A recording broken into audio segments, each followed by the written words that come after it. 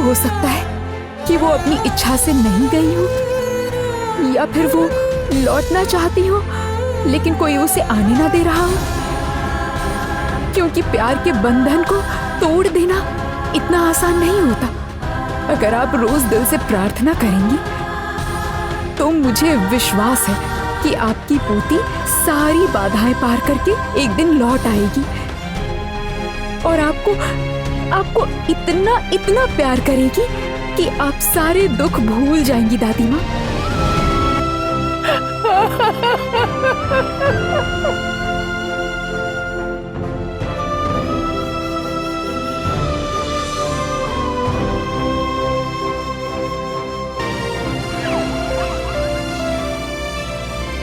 तू तो बहुत ही अच्छे से मन का बोझ हल्का कर देती है लड़की। आपके चेहरे पर जो मुस्कान आई है मैं उसी से खुश हूँ। अरे ये क्या हुआ?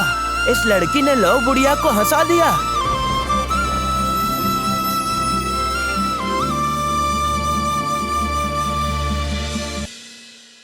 हाँ रे, ये लड़की भी जादू जानती है। बातों का जादू, मन अच्छा करने का जादू। बूढ़ी माँ का मन जीतना सुनते ही डर लगता है। ये सब छोड़ो, तुम लोग क्या खबर लाए हो बताओ। हमारे लौनगर की माया सुरक्षा घेरा के बाहर एक अनजान युवक आया था। हमने उसे अच्छी तरह सबक सिखा दिया। लौ नगर की माया को पार करके अंदर आना कोई मामूली बात नहीं है, लेकिन अच्छा किया जो भी किया। पर अब जो मेरी पोती यहाँ आ गई है, इसीलिए इस रेगिस्तान जैसी जिंदगी में फिर से फूल खिल गए। लेकिन सुन, अब से तो यही रहेगी लड़की। अब से मैं अपनी इस पोती को कहीं भी नहीं जाने दूंगी। बहुत प्यार करूंगी, इसे प्यार से पकड़ के रखूंगी। सर्वनाश, मैं तो यहाँ हमेशा रह नहीं सकती। मुझे अपने लक्ष्य की राह पर निकलना ही होगा।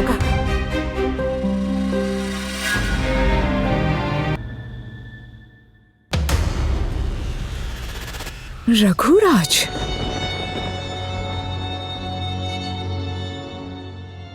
क्या हुआ? बार बार दरवाजा क्यों पीट रहे हो? बंदी कहाँ है? देवदत्त कहीं दिखाई नहीं दे रहा। राजकुमारी को दंड देने की बात देवदत्त कहीं भूल तो नहीं गया? देवदत्त कभी अपनी प्रतिज्ञा, अपना कर्तव्य भूलता नहीं है रघुराज। राजमहल के ऐशो आराम की जिंदगी की आदि राज्य कन्या को जब बांध कर रखा जाता है, उसे उसका मनपसंद खाना नहीं दिया जाता, उसे भरपेट पानी भी नहीं मिलता। ये सजा काफी नहीं है क्या रघुराज? राजकुमारी पर दया करके लाभ नहीं होगा। उसके पिता के किए हुए कर्मों का दंड तो उसे मिलना ही चाहिए और हम उसे दंड देंगे। हाँ, सजा तो हम उसे देंगे ही, लेकिन अभी समय है 3 दिन। 3 दिन का समय मांगा था रघुराज, अभी पूरा नहीं हुआ। काम के बीच में आकर परेशान मत करो, जाओ। और फिर वो एक राजकन्या है, कोई भी ऐसे ही उसके कमरे में जा नहीं सकता है। जाओ। क्या हुआ? जाओ।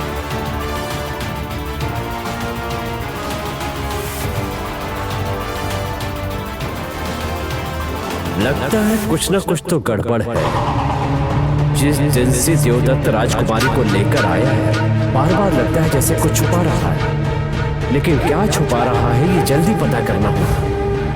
देवदत्त अपनी चाल में सफल हो जाए, ये मैं कतई नहीं होने दूंगा।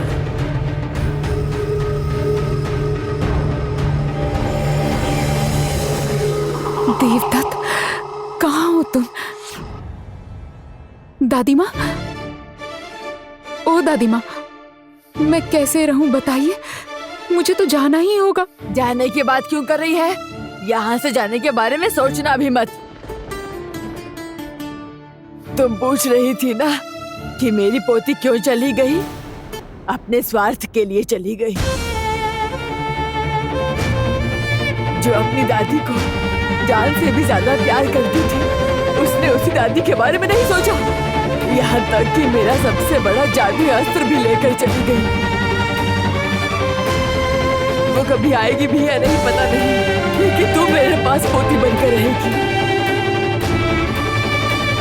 जादुई अस्त्र? लेकिन कैसा जादुई अस्त्र? एक खास जादुई लाठी, उसमें बहुत बड़ी शक्ति है।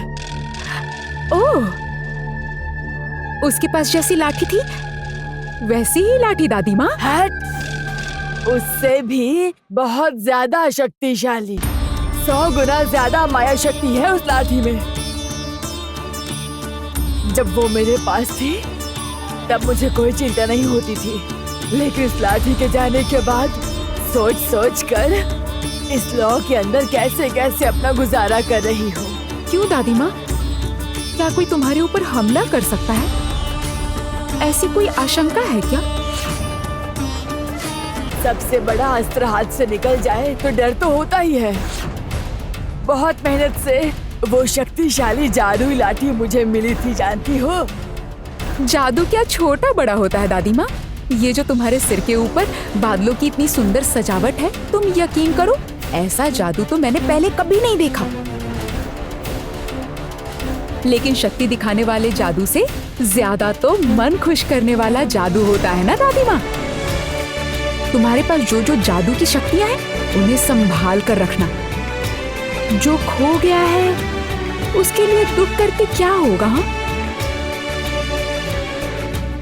तुम अपनी पोती का इंतजार करो, वो वापस जरूर आएगी, तुम देखना। चलो चलो चलो चलो चलो चलो चुपचाप चलो।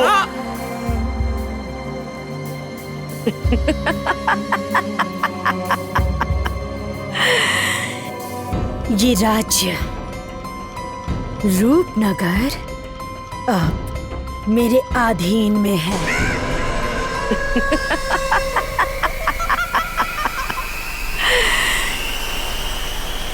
इस राज्य के राजा विक्रमदेव, मतलब तुम्हारे राजा विक्रमदेव अब चोटीला की माया में एक पत्थर की मूर्ति बन चुके हैं।